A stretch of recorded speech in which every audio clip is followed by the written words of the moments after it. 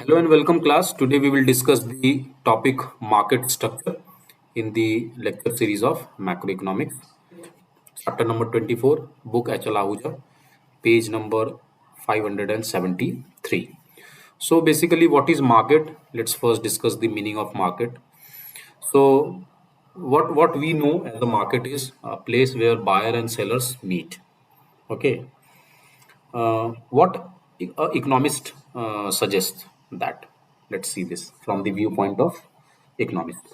Economists understand by the term market not any particular marketplace in which things are bought and sold, but the whole of any region in which buyers and sellers are in such free intercourse with one another that the price of the same good tends to equality easily and quickly. सो अर्थशास्त्रियों के हिसाब से जो market है वो सिर्फ जगह नहीं है, बल्कि वो पूरी रीजन है जहां पर बायर और सेलर एक दूसरे के साथ मिलते हैं और किसी कीमत पर गुड्स को एक्सचेंज करते हैं. ठीक है. तो मार्केट का जो एसेंशियल फीचर बनता है इसमें से वो ये बनता है, सबसे पहले तो कोई प्रोडक्ट होना चाहिए या कोई सर्विस होना चाहिए जिसके बारे में डील हो रहा है. सबसे पहली चीज वो. दूसरा, बायर और सेलर दोनों का प्रेजेंस रहना चाहिए. दोनों में से कोई एक भी नहीं रहा तो वो मार्केट नहीं कहलाएगा. और तीसरा, कोई जगह होना चाहिए, यानी कि कोई एक कंट्री हो सकता है, पूरी वर्ल्ड हो सकती है ना. प्लेटफॉर्म होना चाहिए हाँ हाँ. और जहाँ पे वो करेंगे. हाँ, और एक और लास्ट है कि बायर और सेलर के बीच में एक कम्युनिकेशन होना चाहिए जो एक प्राइस पर जो है सामान को खरीदे एक दिए गए समय पर. ठीक है. सो ये बेसिकली मार्केट है इकोनॉमिक्स की नजर से. नाउ हम लोगों ने जो अभी तक मार्केट जाना है, जैसे हम लोकल मार्केट घूमते हैं, वहाँ इलेक्ट्रॉनिक्स मार्केट है, कपड़ा बाजार है ना, फूड मार्केट है जिसको सराफा आमतौर पे कहते हैं या चौपाटी कहते हैं कुछ लोग, है ना. तो प्रोडक्ट के बेसिस पर मार्केट का डिवीजन हम लोग को देखने को मिलता है. इकोनॉमिक्स में मार्केट स्ट्रक्चर को डिवाइड बेसिकली जो किया गया है वो है number of firm producing the product और द सर्विस. कितने नंबर ऑफ सेलर्स हैं इसके बेसिस पर डिफाइन किया गया है इकोनॉमिक्स में मार्केट को. सबसे पहली चीज और सबसे बेसिक चीज है ये, on the basis of number of sellers. याद रखिएगा इस बात को. तो सबसे पहले मैं उसी के बेसिस पर आपको बताता हूँ. व्हाइट बोर्ड पर चलते हैं और व्हाइट बोर्ड पे देखते हैं कि क्या है ये. तो on the basis of number of sellers, if you go through this, on the basis of number of sellers, अगर ये नंबर ऑफ सेलर्स बहुत ज्यादा है, लार्ज है, बहुत ज्यादा, इतना जिसको आप काउंट नहीं कर सकते, so this could be termed as perfect competition. Okay. बहुत सारे सेलर्स हैं and selling the same product. अगर नंबर ऑफ सेलर्स मेनी है, यानी कि यहां पर भी बहुत है लेकिन इसके मुकाबले कम है, इसलिए अलग टर्म मैंने यूज किया मेनी. हालांकि कई सारे बुक में यहाँ पे भी लार्ज लिखा रहता है, but you should use term many sellers so that आप इसको डिफ्रेंशिएट कर सके कि परफेक्ट कंपटीशन के मुकाबले यहाँ पर कम है. इस बाजार को हम लोग कहते हैं मोनोपोलिस्टिक मार्केट. मोनोपोलिस्टिक मार्केट या मोनोपोलिस्टिक कंपटीशन. ओके. मोनोपोली नहीं है ये, मोनोपोलिस्टिक है, याद रखिएगा. फिर है फ्यू सेलर्स. फ्यू सेलर्स का मतलब है जहां पे इतने सेलर्स हैं जिसको हम आमतौर पे काउंट कर सकते हैं. उस बेसिस पर जो मार्केट है वो है ओलिगोपोली मार्केट, है ना. नेक्स्ट है वन सेलर. वन सेलर का मतलब है मोनोपोली. और single seller. Mono mean single seller. यहां पर भी मोनो का मतलब सिंगल है, लेकिन यहां पर मोनोपोलिस्टिक का मतलब सिंगल सेलर नहीं है बल्कि यूनिक सेलर है. कैसे, आगे हम लोग डिस्कस करेंगे. तो सबसे पहले जो नंबर ऑफ सेलर के बेसिस पर डिवीजन किया हमने मार्केट का, आप देख लीजिए. Large, perfect, many, monopolistic, few, oligopoly and one monopoly. बीच में एक और आता है where there are two sellers, इसको हम डुओपोली मार्केट कहते हैं. तो इसको अलग से पढ़ने की जरूरत नहीं, इसके बहुत सारे कैरेक्टरिस्टिक्स हम लोग ओलिगोपोली मार्केट के थ्योरीज में देख लेते हैं. जब हम बर्टन, स्टेकलबर्ग ना, इनके थ्योरीज को देखेंगे तो वहां पे डुओपोली मार्केट मोर और लेस कवर हो जाता है. सो आमतौर पे अपने को ये पढ़ना है, perfect competition, monopolistic, oligopoly, monopoly. आपके एग्जाम पॉइंट ऑफ व्यू से अपने को दो चीजों को टेक्निकली बहुत गहराई से पढ़ना है, that is perfect competition and monopoly. Oligopoly is not a big part in your syllabus, but oligopoly market actually में बहुत सस्पिशियस मार्केट है. इसलिए इसके पीछे बहुत सारी थ्योरीज दिए गए. कॉस्ट लीडरशिप है, प्राइस लीडरशिप है, एंड देन इसके कार्टेल ओलिगोपोली है. देन जो मैंने नाम बताया, स्टेकलबर्ग, बर्टन, चैम्बरलिन, एजवर्थ, इसकी थ्योरीज है। तो बहुत सारी थ्योरीज दिए गए ओलिगोपोली मार्केट को समझाने के लिए। उसको डिटेल में आपको नहीं पढ़ना है सिलेबस में, आपको पढ़ना है perfect competition and then monopoly in detail. Okay, now let's move to the other characteristics of the market. तो पहला तो हमने देखा यहाँ on the basis of sellers.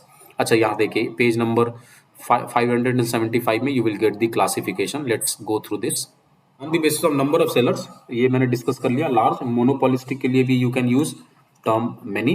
Okay, this will be easiest term. Now see, perfect competition में किस तरह के प्रोडक्ट बेचेंगे सभी लोग? बहुत सारे फॉर्म्स हैं और सब लोग किस तरह के प्रोडक्ट बेच रहे हैं? Homogeneous product. होमोजीनस का मतलब है बिल्कुल एक जैसा प्रोडक्ट होना चाहिए, कोई डिफरेंस नहीं होना चाहिए। होमोजीनिटी के बारे में मैं ऐसा कह दूं कि मान लीजिए दो दो व्यक्ति आलू बेच रहे हैं। दोनों ने अपने गांव से बोरे में आलू लाया और मार्केट में रख दिया, बोरा खोल के बैठ गए, आलू बेच रहे हैं। और अगर ये होमोजीनस प्रोडक्ट का एग्जांपल है ना, अभी दो के लिए बता रहा हूँ, यही लार्ज नंबर ऑफ सेलर्स के लिए भी कह सकते हैं। लेकिन अगर दोनों में से किसी एक ने क्या किया, उसमें ग्रेडिंग कर दी कि अच्छे आलू को अलग कर दिया और खराब आलू को अलग कर दिया, तो यहाँ पे होमोजिनिटी ब्रेक हो गया। Once a person indulge into grading, homogeneity break. आप बोलेंगे सर अगर ऐसा है तो फिर तो होमोजीनस प्रोडक्ट का एग्जाम्पल पाना बहुत मुश्किल है। बिल्कुल बहुत मुश्किल है। इसीलिए और भी कई कारण हैं जिसकी वजह से perfect competition is termed as a myth in the market structure, in the concept of market. ये एक तरह का मिथ है, ये एक ऐसा बाजार है, एक आइडियल बाजार है जिसकी हम कामना करते हैं कि ऐसा बाजार होना चाहिए, लेकिन ऐसा बाजार होता नहीं है। क्यों? क्योंकि इसके एक फीचर तो मैंने आपको होमोजिनिटी बताया, तो जो आपको बहुत कम देखने को मिलता है। चलिए कहीं होमोजिनिटी हो भी तो भी वहां पर there is free entry and free exit. चलिए ये भी हो सकता है, लेकिन परफेक्ट कॉम्पिटिशन का एक और खासियत है जो यहाँ पे नहीं लिखा, मैं लिख देता हूं। That is perfect knowledge about the product to all buyers and sellers. अब आप बताइए, हर बायर को क्या परफेक्ट नॉलेज हो सकता है किसी प्रोडक्ट के बारे में? हर बायर को? No sir, quite impossible.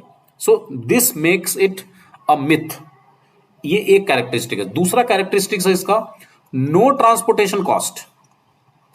No transportation cost, transportation cost भी नहीं होना चाहिए ऐसे बाजार में। ये भी आज के रियल मार्केट में पॉसिबल नहीं दिखता कि ट्रांसपोर्टेशन कॉस्ट ना हो। तो ये कुछ रीजंस है इसके, homogeneity, perfect knowledge, no transportation cost, जिसकी वजह से परफेक्ट कॉम्पिटिशन एक मिथ है। होमोजिनिटी का मैं आपको एक एग्जांपल और देता हूं। मान लीजिए कई सारे सेलर्स हैं, है ना, इसको रेड कलर से करता हूं मैं। कई सारे सेलर्स हैं, A B C D E, कई सारे सेलर्स हैं, सब लोग आलू बेच रहे हैं, ठीक है, पोटैटो बेच रहे हैं।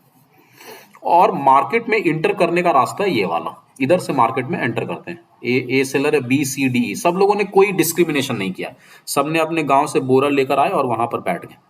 बहुत सारे सेलर्स हैं, ऐसे अनगिनत सेलर्स हैं। लेकिन मार्केट में एंट्री लेने का जगह कहाँ है? मान लीजिए इस तरफ से। तो जब कोई बायर अंदर आएगा तो हो सकता है कि वो सबसे पहले इसके दुकान को देखे और इससे सामान खरीद ले और वो आगे ना जाए। हो सकता है कि नहीं हो सकता? यस सर, हो सकता है। अच्छा, कुछ यस कैरेक्टरिस्टिक सर, होता है कि बायर आमतौर पर आखिरी दुकान में जाते हैं और वहां से खरीद लेते हैं, है ना। तो दोनों ही सूरत में बायर आखिरी दुकान में जाते हैं, पहली दुकान। इसका मतलब एक बात तो साफ है कि अगर इस तरह से लोग बैठे हैं, सेलर्स बैठे हैं और इधर से बायर अंदर आ रहा है, तो सभी सेलर्स का probability to sell is not same. क्या मैं बोल रहा हूं? बेचने की यस सर, भावना सबकी बराबर नहीं है। Probability to sell is not same. Same है क्या? नहीं है। नो सर, ऐसी सूरत में भी होमोजिनिटी टूट गया, homogeneity is destroyed. So homogeneity is something which is a perfect in nature, which is blended in nature. Now एक एग्जांपल और देता हूं होमोजिनिटी को टूटने का। मान लीजिए ए बी सी डी बैठे हैं और ए ने अपने अपने अपना टैग बना लिया दुकान का कि शुद्ध, ताजा, ऐसा कुछ भी आलू आपने हमारे यहाँ से पाए, तो उसे मार्केटिंग करने की कोशिश की, मतलब फिर से इसने होमोजिनिटी तोड़ दी। आप जानते हैं होमोजिनिटी सेलर क्यों तोड़ते हैं? होमोजिनिटी अगर नहीं तोड़ेंगे ना तो उनके पास प्राइस कंट्रोल बिल्कुल नहीं आएगा। कैसे? फॉर द यूनिकनेस के लिए। हाँ, मतलब यूनिकनेस नहीं कह सकते लेकिन डिफरेंशिएशन कह सकते हैं कि अपने आप को थोड़ा सा अलग आप बताएंगे तभी आप चाहेंगे पाएंगे कि आप कंपटीशन में दूसरे से ज्यादा बेच पा रहे हैं। तो ये जैसे ही आपने किया कि आप परफेक्ट कंपटीशन में नहीं रहे, तो आमतौर पे perfect competition is a myth. Now the question arises, sir if the perfect competition is a myth, why we are studying this? नहीं पढ़ते सर। पढ़ना इसलिए जरूरी है क्योंकि परफेक्ट कंपटीशन जहां पर बहुत सारे सेलर्स हैं, अनगिनत सेलर्स हैं, छोटे छोटे बहुत सारे सेलर्स हैं, और मोनोपोली जहां सिर्फ एक सेलर है और वो बहुत बड़ा है। तो अगर हम मार्केट स्ट्रक्चर के कॉन्सेप्ट्स को देखें तो परफेक्ट, अगर मार्केट स्ट्रक्चर को मैं एक समंदर मानूं तो इस समंदर का दो छोर है, एक है परफेक्ट कॉम्पिटिशन और दूसरा है मोनोपोली। तो किसी समंदर के बारे में पढ़ना है तो उसके दोनों किनारों के बारे में भी जानना पड़ेगा। हालांकि वो किनारे ऐसे हैं जिसको हम जल्दी देख नहीं पाते, उन किनारों से मिल नहीं पाते, लेकिन पढ़ना जरूरी है। तो मोनोपोली ये पॉसिबल तो है लेकिन कोई भी गवर्नमेंट इसको अलाउ नहीं करती। इंडिया में एमआरटीपी एक्ट है, monopoly restrictive trade practice act. India में सीसीआई है, कंपटीशन कमीशन ऑफ इंडिया, है ना? तो ये कानून है जिसकी जो कानून इस बात का ध्यान रखता है कि मोनोपोली न बन पाए और परफेक्ट कॉम्पिटिशन बन नहीं पाता। तो इसीलिए monopoly is not a myth but it is restrictive kind of market, जिसमें कोई गवर्नमेंट नहीं चाहता कि ऐसा किसी के पास मोनोपोली अधिकार हो। सिर्फ गवर्नमेंट इसको रखती है। जैसे मान लीजिए इंडिया में हम और आप फौज नहीं रख सकते, गवर्नमेंट, इंडियन गवर्नमेंट रखती है। तो defence force is the monopoly. ISRO organisation है मोनोपोली का। न्यूक्लियर के चीजों में गवर्नमेंट सिर्फ काम कर सकती है, हम और आप नहीं कर सकते। सो हालांकि उसमें भी इफ एंड बट्स है, बट आमतौर पे हर वो चीज जिसमें गवर्नमेंट काम करती है which is related to the sovereignty of the country, integrity of the country, वो आमतौर पे आप पाएंगे कि गवर्नमेंट का मोनोपोली है। लेकिन कोई आम व्यक्ति इसमें मोनोपोली बना ले, गवर्नमेंट इसको अलाउ नहीं करती। Okay, so these are the two extreme edges of the market, perfect competition and monopoly. तो रियल लाइफ मार्केट कहां बिलोंग करता है? रियल लाइफ मार्केट बिलोंग करता है यहां पर, monopolistic and oligopoly. This is the real life market जो हमको आज अपने बाजारों में दिखता है, वो ये दोनों चीजें। आइए अब चलते हैं कि ये दोनों चीजें क्या है उसको सीखते हैं। Monopolistic competition where there are many sellers and all sellers are selling differentiated product. Which kind of product? Differentiated. मान लीजिए साबुन बेचा जा रहा है, तो साबुन में लक्स है, हमाम है ना, मार्गो है, डव है, डिटॉल है, लाइबॉय है, ऐसे साबुन है। तो सब ने क्या किया, अपने आप को एक नाम दे दिया, एक ब्रांड बना दिया। मैं लाइबॉय हूं, मैं डव हूं, मैं मार्गो हूं, मैं हमाम हूं, मैं लिरिल हूं, है ना, मैं सिंथॉल हूं। ऐसे सबने अपने आप को अलग डिफरेंशिएट किया।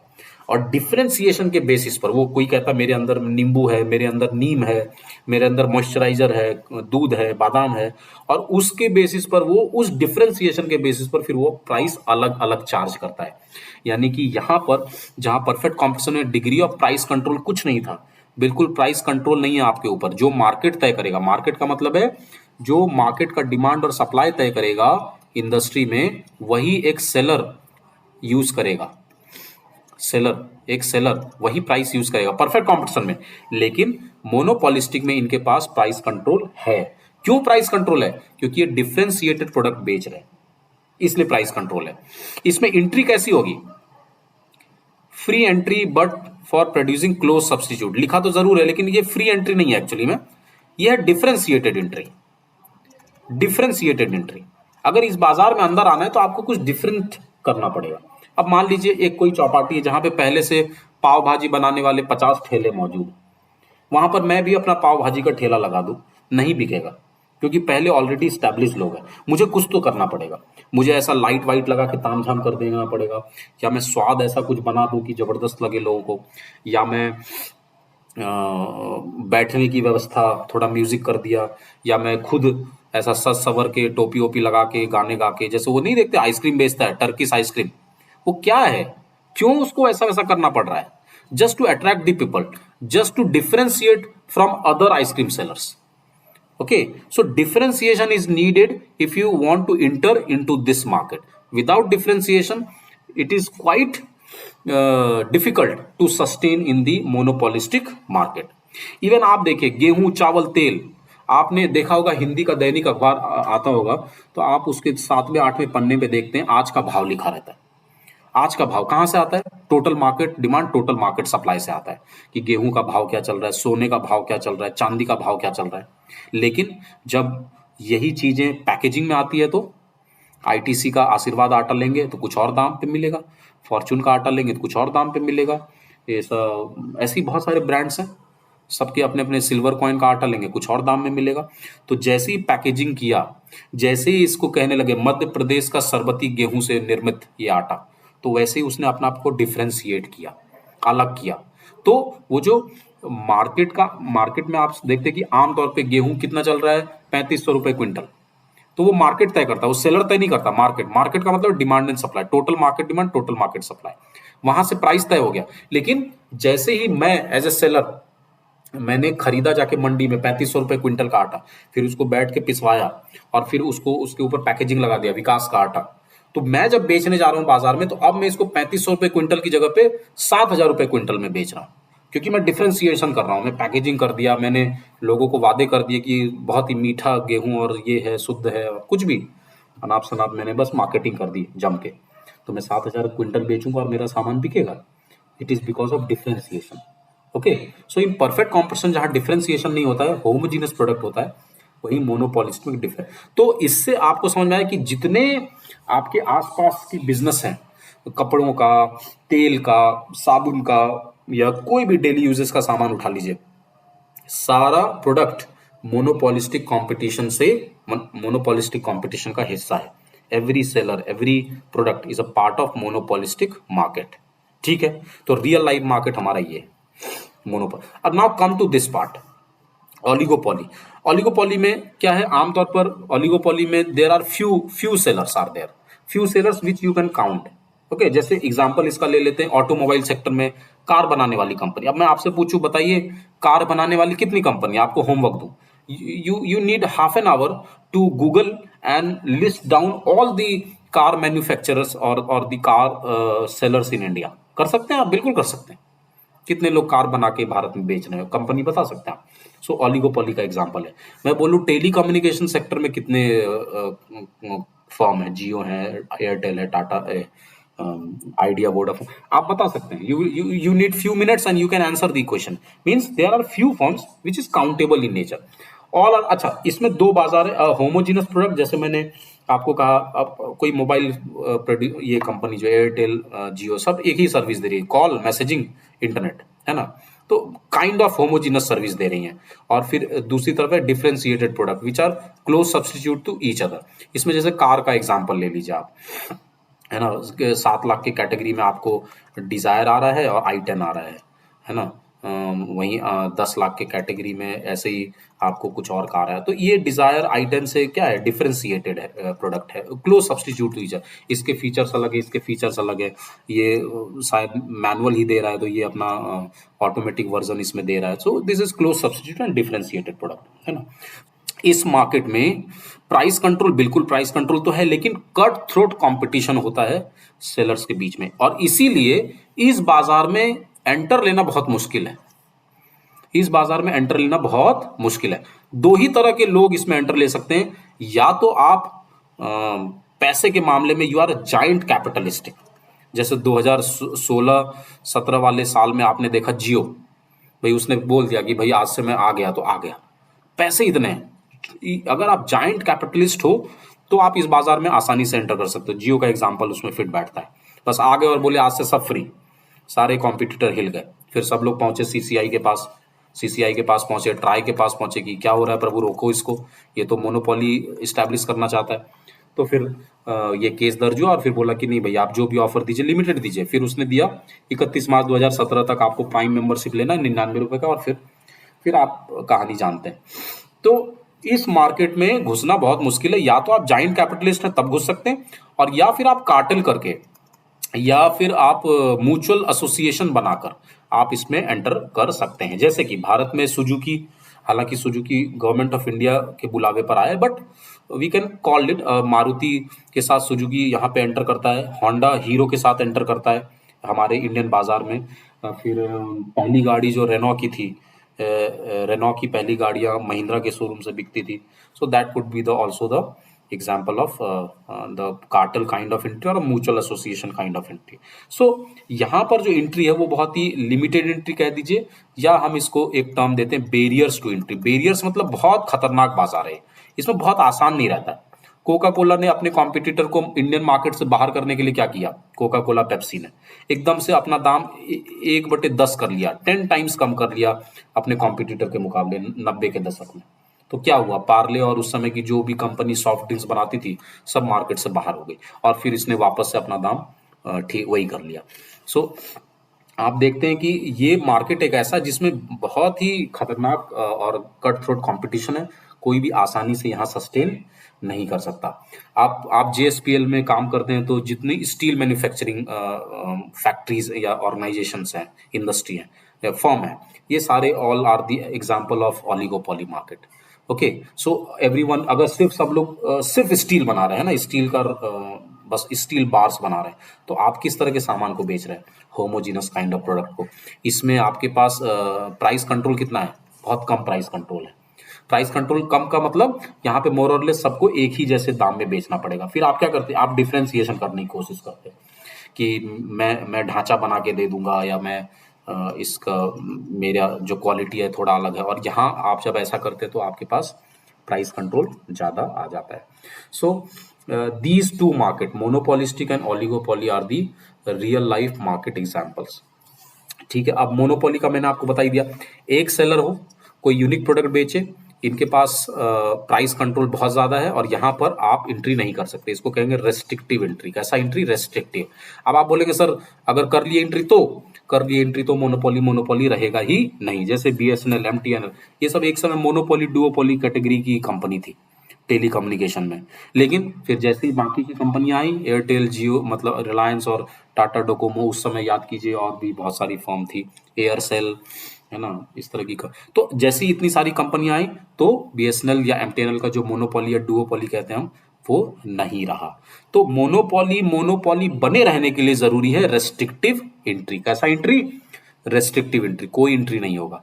तो आप इस ये सारे जो पॉइंट्स मैंने लिखे हैं इसको पॉज करके आप पॉइंट्स लिख लीजिएगा। रेस्ट्रिक्टिव, यहाँ पे कैसा एंट्री है मैं बता रहा हूँ वापस से, restrictive entry, barriers to entry, differentiated entry, free entry. Okay, price control इसके पास बिल्कुल नहीं है, परफेक्ट कॉन्सन, इसके पास थोड़ा सा है, इसके पास इससे ज्यादा है, मोनोपोलिस्टिक से थोड़ा ज्यादा है, और इसके पास सबसे ज्यादा प्राइस कंट्रोल होगा। यहाँ पर जो प्रोडक्ट बेचेंगे वो होमोजीनस होगा, यहाँ पर जो प्रोडक्ट होगा डिफरेंशिएशन होगा। यहाँ पर दोनों तरह के प्रोडक्ट हो सकते हैं, होमोजीनस भी, डिफरेंशिएशन भी। और यहाँ पे जो प्रोडक्ट होगा वो यूनिक प्रोडक्ट होगा, कोई और उसको नहीं बेचता। ठीक है, ओके। और यहाँ पे सेलर के मामले में देखें तो one, few, many and large. अब आते हैं इलास्टिसिटी के मामले। Elasticity is infinite. Infinite elasticity का मतलब है where there is no change in price with the change in demand. ये ऐसा बाजार है जिसमें प्राइस कंट्रोल ही नहीं है, कोई प्राइस कंट्रोल नहीं। जब प्राइस कंट्रोल नहीं है तो प्राइस तो कोई चेंज होगा ही नहीं ना, इसीलिए ये कैसा है, इनफाइनाइट प्राइस इलास्टिक है।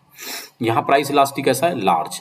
लार्ज का मतलब क्या है, प्राइस इलास्टिसिटी, कि ये प्राइस सेंसिटिव मार्केट है। मोनोपोलिस्टिक कैसा मार्केट है, प्राइस सेंसिटिव। यहाँ पर प्राइस आपने बढ़ा दिया तो लोग कम हो जाएंगे आपके, इसीलिए आप देखेंगे सबसे ज्यादा जो ऑफर्स हैं आपको कहाँ मिलता है, मोनोपोलिस्टिक मार्केट में। बिग बिलियन डे फ्लिपकार्ट ने ऑफर किया, कपड़ों पे पाए 50% डिस्काउंट। अभी 26 जनवरी आने वाला है, हर मॉल में और हर जगह 50%, 60% डिस्काउंट। क्यों, क्योंकि ये प्राइस सेंसिटिव मार्केट है। आप यहाँ 50% डिस्काउंट देंगे और आपका जो सेल्स है वो 200-300% बढ़ जाएगा। तो मोनोपोलिस्टिक मार्केट में क्या है, प्राइस इलास्टिसिटी लार्ज, इसको हम कहते हैं प्राइस सेंसिटिव मार्केट। क्या कहते हैं, प्राइस सेंसिटिव मार्केट। यहाँ पे सबसे ज्यादा ऑफर्स देखने को मिलेंगे, 50%, एक पे एक फ्री, 2 पे एक फ्री, 4 पे एक फ्री, सब आपको यहाँ देखने को मिलेगा मोनोपोलिस्टिक में। ऑलिगोपोली में इलास्टिसिटी कम होती है। फिर से मैं कहता हूं, अच्छा, ऑलिगोपोली एक ऐसा मार्केट है ना जिसका डिमांड कर्व डेराइव नहीं हो पाया आज तक। इसमें एक डिमांड कर्व हम लोग पढ़ते जरूर हैं, उसका नाम है किंग डिमांड कर्व, लेकिन that is also comes with certain assumptions, कुछ मान्यताओं के साथ पढ़ते हैं।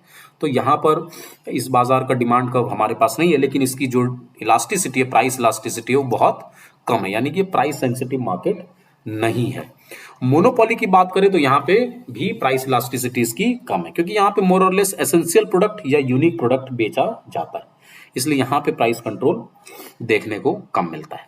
जैसे कोई यूनिक दवाइयाँ कोई बेचेगा, कोई लॉयर है जो अपनी यूनिक सर्विस बेचता है, तो ऐसे में फिर आपको थोड़ी ना ऑफर देगा 50% 60% डिस्काउंट, वो तो यूनिक है, अकेला है बाजार में, तो उसको ऑफर की जरूरत है नहीं।